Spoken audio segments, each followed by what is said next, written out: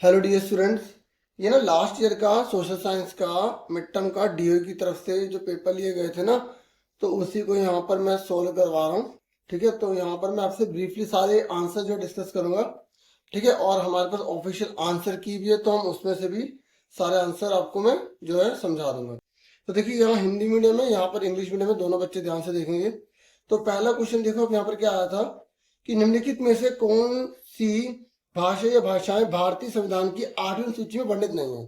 तो भारत की जो 8वीं सूची है ना, आपको पता होना चाहिए उसमें टोटल जो है वो 22 लैंग्वेज है। तो इसमें से कौन सी लैंग्वेज को जो है इंक्लूड नहीं किया गया। तो यहाँ पर आप देखेंगे, तो यहाँ पर जो है ना, जो मगही है ना, मगही, इसको इंक्लूड नहीं किया गया। ठीक है, तो इसका आंसर क्या आएगा? Only one. देखिए, अगर हम लास्ट ईयर का पेपर करते हैं तो हमें आइडिया हो सकता है कि कैसे कैसे क्वेश्चन जा सकते हैं एग्जाम में। सेकंड क्वेश्चन है, ये क्या है, निम्नलिखित में से भारत के किस राज्य में बोस ड्रिप सिंचाई प्रणाली अपनाई गई है। तो राजस्थान में, तमिलनाडु में, मेघालय में, अरुणाचल प्रदेश में। तो जिसने बुक से चैप्टर की लाइन अच्छे से पढ़ी है तो वही अच्छे से कर पाएंगे। तो मेघालय ने ये बम्बू ड्रिप इरिगेशन, आपने देखा होगा लास्ट जो इस चैप्टर में है उसमें लास्ट पेज पर बम्बू का सिस्टम बना भी रखा है। ठीक है, तो आप एक ही पिक्चर को अच्छे से एनालाइज करना, वो किस स्टेट की है, किससे रिलेटेड है, अच्छे से करना। तो इसका आंसर क्या है? ठीक है, मेघालय हो जाएगा। ठीक है, उसके बाद जो है नेक्स्ट क्वेश्चन है। ठीक है, यहाँ पर आप देख सकते हैं। उसके बाद नेक्स्ट क्वेश्चन है, कह रहा है श्रीलंका में गृह युद्ध कब समाप्त हुआ था। तो जो सिविल वॉर है ना श्रीलंका के अंदर, वो हुई थी 2009 में। ठीक है, एंड हो गया था। और आपको पता है ये जो सिविल वॉर है वो तमिल जो बोलने वाले लोग थे और जो सिन्हाला लैंग्वेज बोलने वाले लोग थे उनके बीच में चल रहा था। ठीक है, श्रीलंका के अंदर जब वो फ्री हुआ था तो उन्होंने डेमोक्रेसी को तो अपनाया था, लेकिन जो सिन्हाली लोग थे ना, सिन्हाली हिंदी में, इंग्लिश में सिन्हाला, तो उनको ज्यादा जो उन्होंने वैल्यूज वगैरह देना शुरू कर दिए थे, उनको स्पेशल राइट्स प्रोविजन वगैरह प्रोवाइड किए थे। तो यहाँ पर फिर फोर्थ क्वेश्चन है, यहाँ पर आप देख सकते हैं क्वेश्चन। ठीक है, श्रीमान आदित्य के राज्य में भारी मात्रा में वर्षा होती है, फिर भी उनके राज्य में जल की बड़े पैमाने पर कमी रहती है। आपके अनुसार श्रीमान आदित्य और उनके राज्य निवासियों को जल की कमी को दूर करने के लिए निम्नलिखित में से क्या कदम उठाने चाहिए। तो यहाँ पर ऐसी इंग्लिश में आप पढ़ सकते हैं कि यहाँ पर रेनफॉल तो हैवी हो रहा है, लेकिन ये जो स्टोरेज है ना, स्टोरेज ये नहीं कर रहे वाटर की। तो आप बताइए कि इन्हें क्या करना चाहिए। यहाँ पे एमसीक्यू है, तो यहाँ पर इसके आंसर के हिसाब से कि ये कह रहे हैं कि सरकार को बदल देना चाहिए, वर्षा जल का संग्रहण करना चाहिए, पानी को सेव करना चाहिए, जल की उचित प्रबंधन के लिए लोगों को जागरूक करना चाहिए। ठीक है, तो यहाँ पर ये दो तो सही है। ठीक है, to make people aware about proper management of water, to collect rain water. तो ये गवर्नमेंट को चेंज करने से क्या होगा? अगर वो नेक्स्ट गवर्नमेंट भी कुछ नहीं करेगी तो फिर क्या करेंगे हम? इसलिए आंसर इसका हो जाएगा सी। फिर उसके बाद नेक्स्ट क्वेश्चन है, ये फिफ्थ नंबर पर आ जाइए। ये कह रहा है आपको यहाँ पर गलत की मैचिंग करनी है। तो देखो, आपको लिस्ट तीनों पता होनी चाहिए। कनकरन लिस्ट, स्टेट लिस्ट और सेंट्रल लिस्ट। तो यहाँ पर आपसे पूछ रहा है कि जो कनकरन लिस्ट है इनमें से कौन सा यहाँ पर गलत दे रखा है। तो देखो, यहाँ पर प्रतिरक्षा वाला दे रखा है ना, तो ये कनकरन लिस्ट का पार्ट नहीं होता, ये डिफेंस, ये होता है सेंट्रल का। ठीक है, बाकी तीनों सही है इसमें। तो इसलिए इसका आंसर क्या आ जाएगा? पांचवे का हमारा आ जाएगा सी आ जाएगा। ठीक है, तो तीनों लिस्ट अच्छे से पढ़ लो, उसमें कौन कौन से किस किस के पास राइट है ये आपको अच्छे से पता होना चाहिए। अगर भारत में पहली जूट मिल की स्थापना वर्ष 1917 में किस व्यवसाय द्वारा की गई थी। देखो, क्वेश्चन देख रहे हो कैसे पूछा गया है। इसने ये नहीं पूछा कि जूट मिल की स्थापना कब हुई थी, 1917 में हुई थी। इसने पूछा किस व्यवसाय ने करी थी इसकी स्थापना। तो उसका नाम था हुकुमचंद। ठीक है, सेठ हुकुमचंद। फिर नेक्स्ट क्वेश्चन है, कह रहा है आपको आइडेंटिफाई करना है करेक्ट मैच को, किसमें से कौन सी बात सही लिखी है। देखो, जो पावर शेयरिंग होती है ना, उसके दो तरीके होते हैं करने के। पावर को शेयर करने के दो तरीके होते हैं, एक कमिंग टुगेदर, एक होल्डिंग टुगेदर। ठीक है, तो यहाँ पर कह रहा है कि इनमें से कौन सी कंट्री ने जो है ना बिल्कुल सही इस चीज को अपनाया है। तो देखो, यहाँ पर कमिंग टुगेदर का एग्जांपल स्पेन दे रहा है, ये गलत है। ये स्पेन में होल्डिंग टुगेदर है। ठीक है, अगर इंडिया में कमिंग टुगेदर है, ये भी गलत है। इंडिया में भी होल्डिंग टुगेदर है। देखो, मैं आपको एक्स्ट्रा बता रहा हूँ ना, तो उसी के रिगार्डिंग भी क्वेश्चन आ सकते हैं। ठीक है, ठीक है। 7 आकर संघ बनाना ऑस्ट्रेलिया में तो यहाँ पर बिल्कुल ठीक है, क्योंकि ऑस्ट्रेलिया जो है वो कमिंग टुगेदर वाला एग्जाम्पल है, ठीक है, तो ये सही है। बेल्जियम में भी होल्डिंग टुगेदर है, देखो तीनों होल्डिंग के दे रखे थे और एक कमिंग का दे रखा था, तो हमारा आंसर सही वाला सी आ गया, ठीक है। फिर नेक्स्ट क्वेश्चन है यहाँ पर कह रहा है प्रोजेक्ट टाइगर की शुरुआत किस वर्ष हुई थी।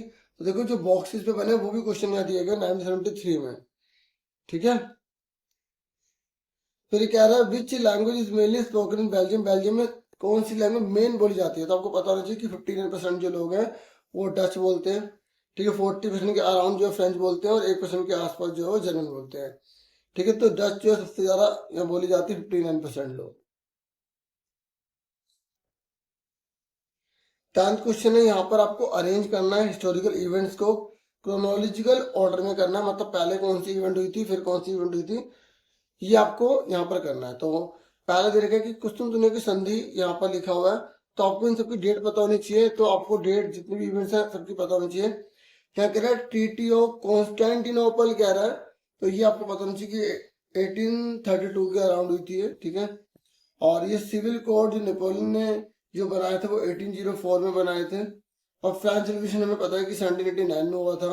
और ये जो वियना की जो कांग्रेस है, ठीक है, जो बनाई गई थी 1815 में बनाई गई थी, ठीक है, नेपोलियन के जब उसको मार रहे थे, कंट्रोल कर रहे थे, है ना, तो उसी के अराउंड। तो अब इसके हिसाब से जैसे ये 1832 में है और ये है हमारे 1804 में है, ठीक है। और जो फ्रांस का जो रेवोल्यूशन है 1789 में है और ये 1815 में है। तो अब आप देखिए सबसे पहले कौन सी इवेंट हुई होगी।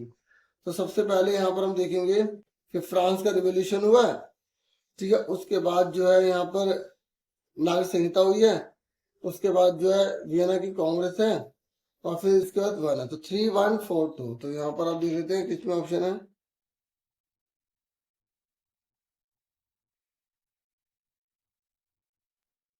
सॉरी 3241, ये रहा, ठीक है। तो आंसर क्या आ गई है, ठीक है, क्लियर हो गया। उसके बाद यहाँ पर आप 11 क्वेश्चन देखेंगे। ये कह रहा है एक देश में लंबे समय दो समुदायों के मध्य संसाधनों के वितरण और सह अस्तित्व को लेकर विवाद चल रहा था, ठीक है। इस विवाद के कारण उस देश में गृह युद्ध की संभावना बलवती हो रही है। इस विवाद को सुलझाने के लिए निम्नलिखित में से क्या सबसे अधिक सही रहेगा। मतलब जो जो कम्युनिटीज वाले एक कंट्रीज के अंदर आपस में रिसोर्स को लेकर जो है वो क्या कर रहे हैं, फाइटिंग कर रहे हैं, डिस्प्यूट हुआ हुआ उनमें। तो अब उसको सॉल्व करने के लिए हमें क्या करना होगा, यहाँ पर आपसे आंसर पूछ रहा है। तो आप इसे पढ़ेंगे तो बता देंगे कि the government should be change, government को बदल दो। भाई गवर्नमेंट बदलने से क्या होगा, क्या गवर्नमेंट बदलने से क्या वो बात मान लेंगे। ठीक है, दोनों जो कम्युनिटी है ना उनको अपॉर्चुनिटी मिलनी चाहिए, ठीक है, कि वो इस डिस्प्यूट को एंड कर सकें, ठीक है। और युद्ध से, वो भी युद्ध से, एक लोग कह रहे हैं लड़ाई करके खत्म करें, ये कह रहा है नहीं, एक तीसरे में कह रहा है कि अपॉर्चुनिटी जो है वो इस प्रकार की मिलनी चाहिए कि जो दोनों की जो डिमांड है वो रिजोल्व की जा सके, ठीक है, डिस्कशन करके, डायलॉग करके। तो ये बिल्कुल सही है कि अगर हमें दोनों की मांगों को सुनकर और अच्छे से अगर हम उसे अपना लेते हैं, सुलझा लेते हैं, तो प्रॉब्लम सोल्व हो जाएगी। तो सी आंसर हो गया। फिर ये कह रहा है 12th में कोई डी हमें पढ़ने की जरूरत नहीं है क्योंकि सी हमें पता लग गया है। अब 12th में देखो ये कह रहा है गलत कथन की पहचान कीजिए। आपको पता लगाना कि इसमें से कौन सी लाइन गलत लिखी है। तो आप मुझे बताइए कि क्या बंकिम चंद्र चट्टोपाध्याय ने वंदे मातरम को लिखा था। बोलोगे ट्रू है। महात्मा गांधी ने चंपारण में नील किसानों के लिए आंदोलन छेड़ा था। हाँ ठीक है। ये कह रहा है पंडित जवाहरलाल नेहरू ने हिंद स्वराज नामक पुस्तक लिखी थी। गलत, ये तो गांधी जी ने लिखी थी।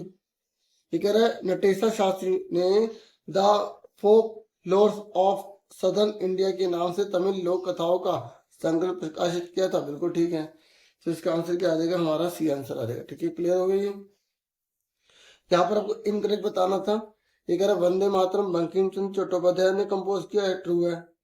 ये कह रहा है कि जो इंडिगो फार्मर है वो महात्मा गांधी के द्वारा चंपारण मूवमेंट जो है उनके द्वारा नेतृत्व किया गया था, लीड की गई थी। हाँ ठीक है। ये कह रहा है पंडित नेहरू ने क्या बुक लिखी थी हिंद स्वराज की। बोलोगे नहीं, ये महात्मा गांधी ने लिखी थी। तो इस तरीके से इसका आंसर हमारा इनकरेक्ट पता लगाना था, सी आ गया। ठीक है। फिर नेक्स्ट कह रहा है निम्नलिखित में से किस राज्य में काली मिट्टी पाई जाती है। तो आपको पता होना चाहिए महाराष्ट्र में जो है ब्लैक सॉइल पाई जाती है। ठीक है, ब्लैक सॉइल। फिर 14 क्वेश्चन है, ये कह रहा है आपको मैचिंग करने की सुंदरबन राष्ट्रीय उद्यान कहाँ पर है। ये देखो इंग्लिश में आप देख सकते हैं, सुंदरबन नेशनल पार्क आपको कहाँ मिलेगा, ये वेस्ट बंगाल में है। ठीक है, मानस टाइगर जो रिजर्व है ना, ये आपको पता होना चाहिए कि ये असम के अंदर है। और पेरियार टाइगर जो रिजर्व है, पेरियार है ना, तो ये कहाँ पर है, केरला के अंदर है। और यहाँ पर बांधवगढ़ राष्ट्रीय पार्क नेशनल पार्क दे रखा है, और ये मध्य प्रदेश में है। ठीक है, हिंदी में भी देख सकते हो। तो इस हिसाब से जो आंसर हमारा क्या हो जाएगा, ये हो जाएगा बी, क्योंकि पहले का है डी, दूसरे का है सी, ठीक है, तीसरे का है बी, चौथे का है ए। ठीक है, गलत छप गया, ठीक है, गलत प्रिंट हो गया यहाँ पर, क्योंकि और तो है नहीं किसी में लिखा हुआ डीसी। ठीक है, क्लियर हो गया। अब आगे सुनो, ये करेक्शन कर लिए। फिर नेक्स्ट क्वेश्चन है, ये कह रहा है 15 क्वेश्चन, ये कह रहा है आप इस फीचर को पढ़िए, इस कैरेक्टरिस्टिक्स को पढ़िए, और इसके बेस पर आपको जो है बताना है कि वो कौन सी मिट्टी है। हिंदी में भी देख सकते हो आप। ये कह रहा है इन मृदाओं के गठन में पर्वतीय पर्यावरण के अनुसार बदलाव आता है। ये कह रहा है नदी घाटियों के निचले क्षेत्रों, विशेषकर नदी सोपानों और जलोढ़ पंखों आदि में ये मृदाएं उपजाऊ होती हैं। देख लो, ये पर्वतीय पर्यावरण की बात कर रहा है। ठीक है, तो आपको पता होना चाहिए। और ये क्या कह रहा है, नदी घाटों के निचले क्षेत्रों में पाई जा रही है, तो ये बात कर रहा है वन मृदा की। ठीक है, फॉरेस्ट सॉइल की बात कर रहे हैं। फिर नेक्स्ट क्वेश्चन है, कह रहा है देश ए के संविधान में किसी भी धर्म को राज्य के धर्म का दर्जा प्रदान नहीं किया गया, एवं वहां पर सभी धर्मों के साथ समान व्यवहार किया जाता है। बताइए कि किस प्रकार का उदाहरण है।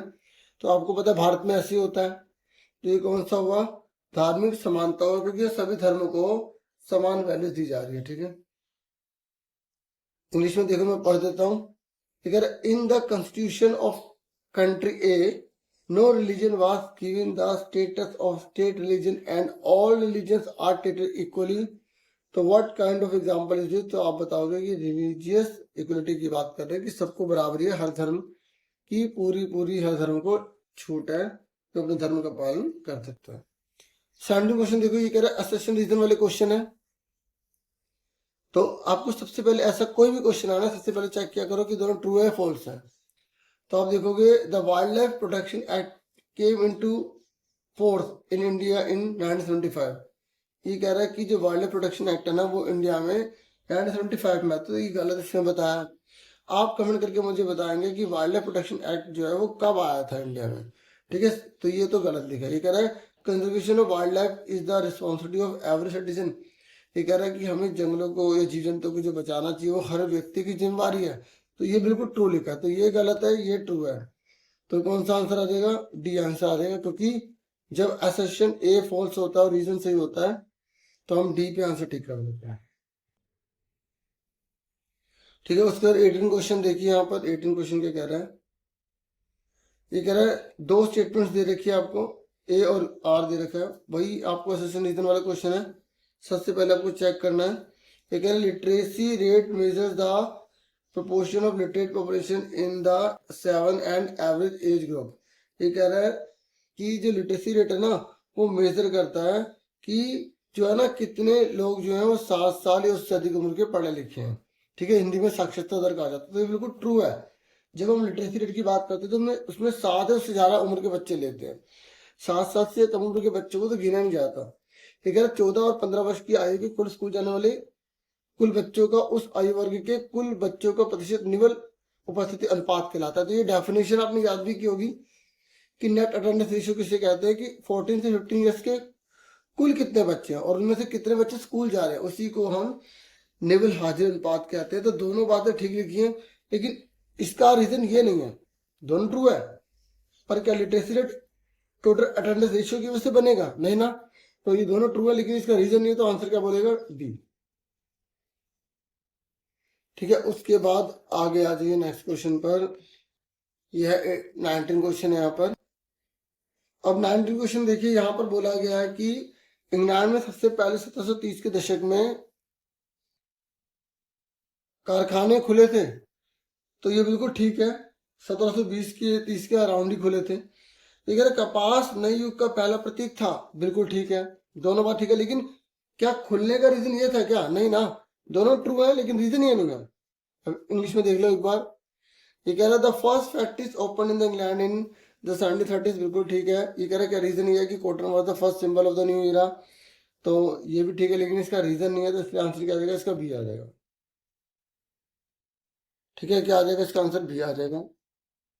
फिर उसके बाद नेक्स्ट क्वेश्चन देखिए, ये कह रहा है 20 क्वेश्चन में, ये कह रहा है भारतीय संविधान में शक्तियों का विभाजन किया गया है। जो भारत का संविधान है ना, उसमें शक्तियों को बांटा गया है। ठीक है, तो यहाँ पर आप देखेंगे क्या भी बिल्कुल सही बात है, हमारे संविधान ने तो क्या किया है, पावर्स को बांटा हुआ है। There is separation power in the Indian constitution, बिल्कुल ठीक है। ये कह रहा है अवशिष्ट शक्तियां या अवशिष्ट विषय पर कानून बनाने का अधिकार केवल राज्य सरकार के पास है, बिल्कुल गलत। देखो, आपको पता होना चाहिए कि जो सेंट्रल गवर्नमेंट होती है, स्टेट गवर्नमेंट होती है, ठीक है, तो आपको पता होना चाहिए 3 प्रकार की लिस्ट होती है। एक होती है सेंट्रल लिस्ट, स्टेट लिस्ट और कंकरेंट लिस्ट। सेंट्रल की जो लिस्ट होती है वो सेंट्रल गवर्नमेंट के पास होती है, स्टेट लिस्ट स्टेट गवर्नमेंट के पास होती है, और जो कंकरेंट होती है वो दोनों के पास होती है। और अगर इनके अलावा भी कोई कानून अगर हमें नया बनाना है तो उसको बोला जाता है रेसिडुअल में, किसमें बोला जाता है, रेसिडुअल में बोला जाता है, और वो सारी पावर सेंट्रल के पास होती है। ठीक है, तो इसलिए ये गलत लिखा है, स्टेट के पास पावर नहीं होती, तो ए सही है, आर गलत है, तो इसलिए इसका आंसर क्या आएगा, सी आ जाएगा। ठीक है, मैं एक बार हिंदी में बता देता हूँ। 3 प्रकार की सूचियां होती है, केंद्र सूची, राज्य सूची, समवर्ती सूची। जो केंद्र सूची होती है वो केंद्र सरकार के पास, राज्य सूची राज्य सरकार के पास, और समवर्ती सूची दोनों के पास होती है। अगर इसके अलावा कोई और कानून बनाना पड़ता है तो वो अवशिष्ट शक्तियां कहलाता है। ठीक है, अवशिष्ट विषय कहलाता है या अवशिष्ट कानून कहलाता है, और उस पर अधिकार केवल केंद्र सरकार को होता है। ठीक है, तो इसमें ए तो सही है, आर गलत है, तो इसका आंसर क्या आएगा, सी आ जाएगा। अगला सेशन रीजन वाले क्वेश्चन ज्यादा आए हुए हैं, तो आपको इनकी प्रैक्टिस भी ज्यादा करनी होगी। ठीक है, फिर उसके बाद आप देखोगे यहाँ पर क्वेश्चन आंसर कैसे कैसे आए हैं, आप यहाँ सारे देख सकते हैं। ये कह रहा है वन एवं वन्य जीवों के संरक्षण के लिए सरकार द्वारा उठाए गए 2 कदमों को बताइए। तो यहाँ पर इंग्लिश में है, आपको 2 स्टेप बताने हैं गवर्नमेंट के द्वारा, जो 16 जो conservation of forest and wild life है ना, उसको बचाने के लिए सरकार ने क्या करा है। तो आप बता दो कि सरकार ने जो है सेंचुरीज वगैरह ओपन करी है। अब मैं आपको थोड़ा थोड़ा बताऊंगा, इसमें आंसर दिखाता रहूंगा। सरकार ने प्रोजेक्ट टाइगर लेकर आई है, ठीक है, बाकी आप इससे जुड़े हुए और लिख सकते हैं। फिर कह रहा है डिस्गाइज अनएम्प्लॉयमेंट किसे कहते हैं। इसका मतलब ये होता है कि जब किसी मशीन में 10 जनों की जरूरत है और 12 जने काम कर रहे हैं, तो 2 जने फालतू काम कर रहे हैं, उनका उत्पादन में योगदान शून्य है, तो ऐसी बेरोजगारी को जो है प्रच्छन्न बेरोजगारी कहेंगे। इंग्लिश में बोलते हैं डिस्गाइज अनएम्प्लॉयमेंट, कि जितने पीपल की रिक्वायरमेंट है, अगर उससे ज्यादा लोग काम कर रहे हैं ना, तो हम उसको कहते हैं डिस्गाइज अनएम्प्लॉयमेंट कहते हैं। ठीक है, और क्योंकि उनका जो प्रोडक्शन में जो कंट्रीब्यूशन होता है वो नील होता है। ठीक है, अच्छा ये क्वेश्चन हो रह गया कि बायोडाइवर्सिटी का इंसान के जीवन में क्या महत्व है। देखो, बायोडाइवर्सिटी का मतलब होता है अलग अलग प्रकार के जानवर जीव जंतु पाए जाना। तो ये किसी भी देश के लिए, किसी भी कंट्री के लिए बहुत अच्छा होता है, क्योंकि ये इकोलॉजिकल बैलेंस को बना के रखते हैं, प्राकृतिक संतुलन को बना के रखते हैं, अनेक प्रकार की जरूरतों को पूरा करते हैं।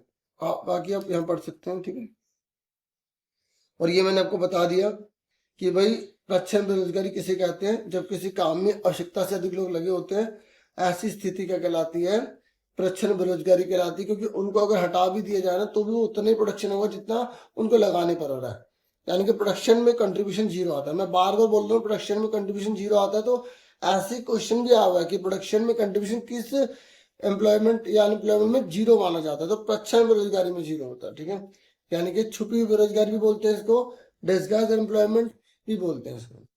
नेक्स्ट ये कह रहा है भारतीय स्वतंत्रता आंदोलन में अलूरी सीताराम राजू की भूमिका बताइए।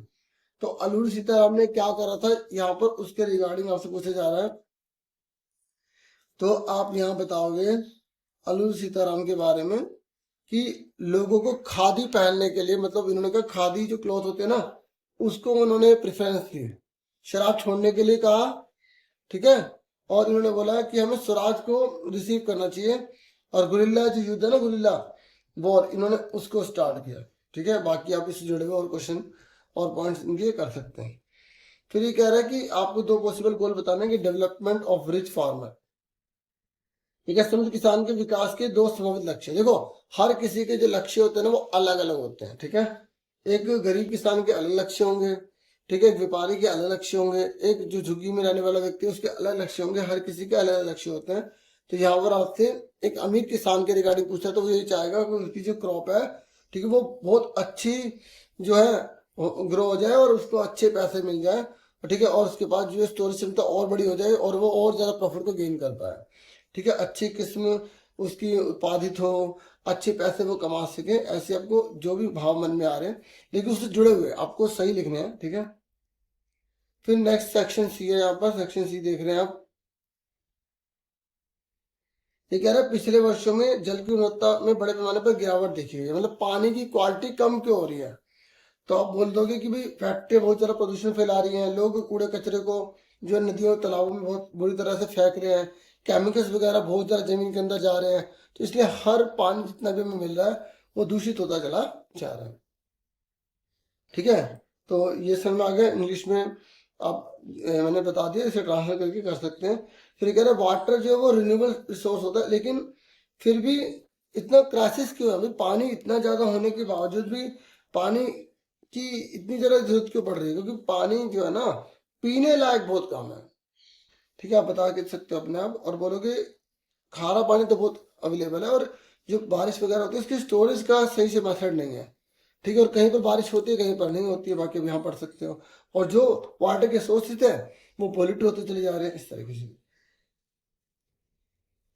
फिर नेक्स्ट है कह रहे जेब में रखा रुपया वे सब वस्तुएं और सेवाएं नहीं खरीद सकता जिसकी आवश्यकता आपको एक बेहतर जीवन के लिए हो सकती है। क्या आप इस कथन से सहमत है। देखो अब जेब में हमारे पैसे रखे हैं तो वो हमारी सारी की सारी सेटिस्फेक्शन को पूरी कैसे कर सकते हैं। जैसे फॉर एग्जाम्पल अगर आसपास मोहल्ले में पोल्यूशन हो रहा है और मैं पैसे देकर उस पोल्यूशन को उस समय दूर नहीं कर सकता ना, तो यहाँ पर वैसे ही आपको एग्जाम्पल देना, किसी व्यक्ति ने कोई मिलावटी दवाई दे दी, जैसे अभी आपने देखा भी कितना बड़ा हादसा हुआ है, तो अब जेब में रखा पैसा तो नहीं कर पाएगा ना कुछ, क्योंकि हमें पता नहीं चलेगा कि उसने मिलावट की नहीं की। कोई संक्रामक बीमारी है, वो उससे हम कैसे बच सकते हैं, ऐसे आपको एग्जाम्पल देना होगा। देखो कोई क्वेश्चन नया बनकर भी आ सकता है जिसमें आपके खुद के थॉट और आपकी जो है ना प्रेजेंस ऑफ माइंड चलेगा कि आप कितना अच्छे से उस प्रॉब्लम को टैकल कर पाए हो, ठीक है। फिर ये कह रहा है राज्य सूची में वर्णित किन्हीं दो या तीन विषयों के बारे में आपको बताना है। यहाँ पर तीन लिखा है तो तीन बता देना। तो स्टेट लिस्ट के बारे में हम ऑलरेडी भी डिस्कस कर चुके हैं कि जो सिर्फ स्टेट के पास पावर होती है जिन चीजों को लेकर, तो आप बता दो कि पुलिस हो गई, ट्रेड हो गया, कॉमर्स का काम हो गया, एग्रीकल्चर का काम हो गया, ठीक है, तो ये हो गया। अब एजुकेशन है ना वो कंकरेंट में आता है, दोनों फैसले ले सकते हैं आप पर। फिर ये कह रहे भारत में रोजगार प्रदान करने में तृतीय क्षेत्र की भूमिका बताइए। देखो इकोनॉमिक्स के तीन सेक्टर होते हैं, ठीक है, प्राइमरी सेक्टर, सेकेंडरी सेक्टर और टैरिशरी सेक्टर।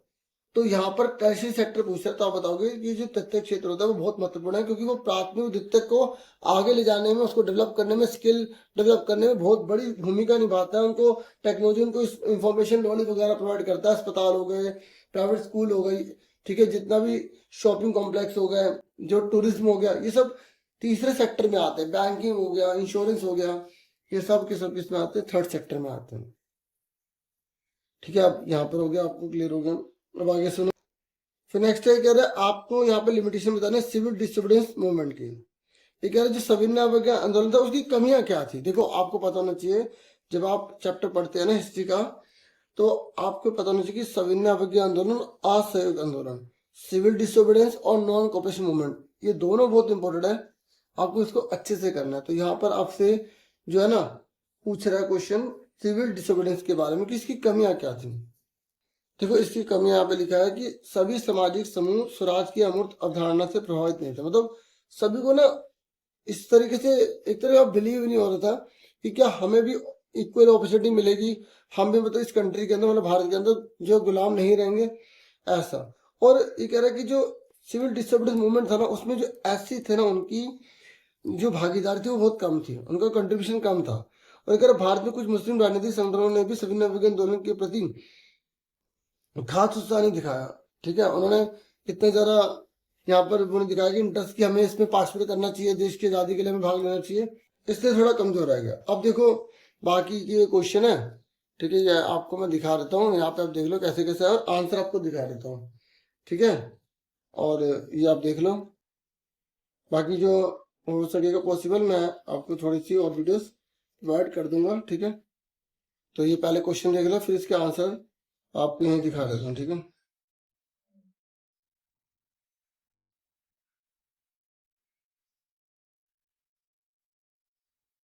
एलविस सोल के बारे में, ब्लैक सोल की यहाँ फीचर दे रखी है, पूछा है आपसे, तो यहाँ पे एम्प्लॉयमेंट के टाइप है, आप भी देख सकते हैं।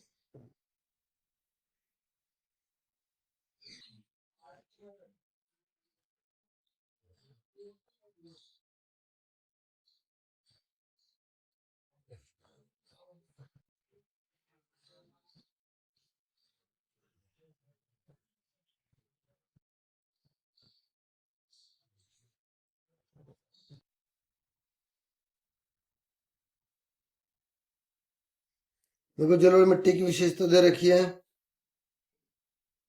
मतलब मिट्टी के ऊपर क्वेश्चन आने के चांसेस ज्यादा है कि काली मिट्टी के बारे में लिखो या जलोढ़ मिट्टी के बारे में लिखो, दोनों में से एक के बारे में बोला गया यहाँ पर।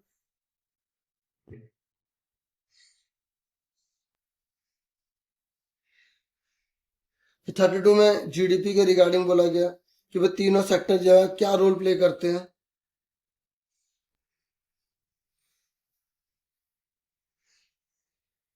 फिर यहाँ पर भारत में कौन कौन सी बेरोजगारी है वही पूछा गया, खुली हो गई, गांव में कौन सी पाई जाती है, गांव में मौसमी पाई जाती है, ठीक है, मतलब सीजनल हो गई, ठीक है, डिस्गाइज हो गई, ओपन हो गई, और शहरों के अंदर कौन सी पाई जाती है, वो सब यहाँ पे पूछा। फिर देखो 33 क्वेश्चन है ना, यहाँ पर देखो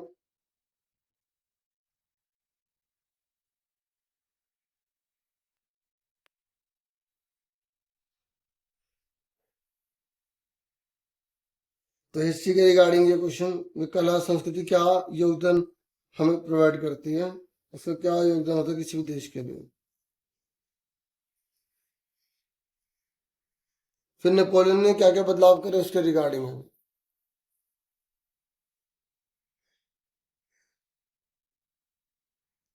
फिर उसके बाद यहाँ पर आप देखेंगे सेक्शन ई है, ये देखिए सेक्शन ई पैसेज है, ठीक है, पैसेज को पढ़कर आपको जो है आंसर यहाँ पे करने हैं, ठीक है, ये देखो पैसेज पढ़ ली आपने तो ये आंसर है आपको इसके करने हैं, ठीक है। तो देखो पैसेज तो हर बार नहीं आएगी, तो बस इसको आप देख लो और देखो कि कैसे कैसे क्वेश्चन आएगा, क्योंकि देखो ये तो पैसेज आपने चैप्टर पढ़े हो, पैसेज तो आपने पढ़ी होगी,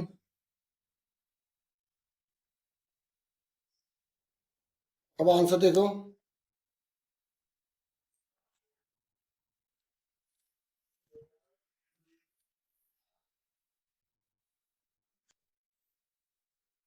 फिर 35 क्वेश्चन देखो यहाँ पर,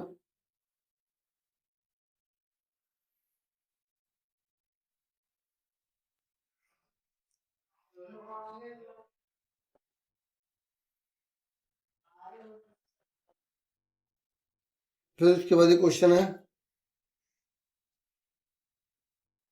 पैसेज ना जरूर आप पहले करना अगर हो सके तो, जैसे 15 मिनट मिलता है ना स्टडी करने के लिए, तो फटाफट टिक कर लिया इसी पर और जल्दी जल्दी हो जाता है, ठीक है, क्योंकि इसके में शांत माइंड चाहिए होता है और बहुत आसानी से मिल जाते हैं, बस थोड़ा सा जो है अपने को कॉन्फिडेंस रख के अच्छे से कर लेंगे, ठीक है।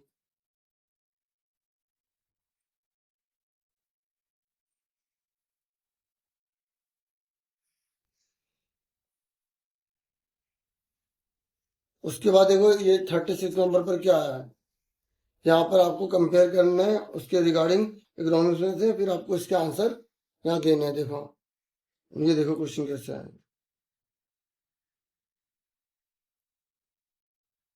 एनालाइज करना है, पहले आप खुद ट्राई कर लेना, फिर आंसर मैच करके देखना कि आप सही कर पा रहे नहीं कर पा रहे।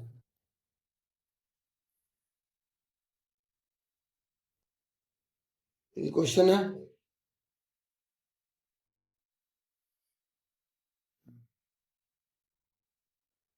तो देखो ये 36 ये आंसर है।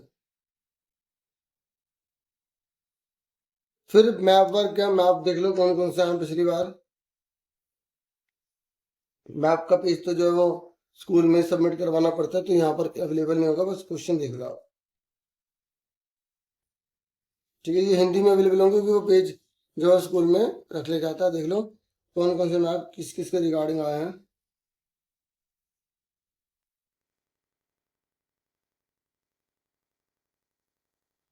देखिए सलाल डैम का है, राणा प्रताप सागर बांध अहमदाबाद, ठीक है, और ये कोलकाता के अंदर हीराकुंड डैम, श्री नागार्जुन सागर, ठीक है।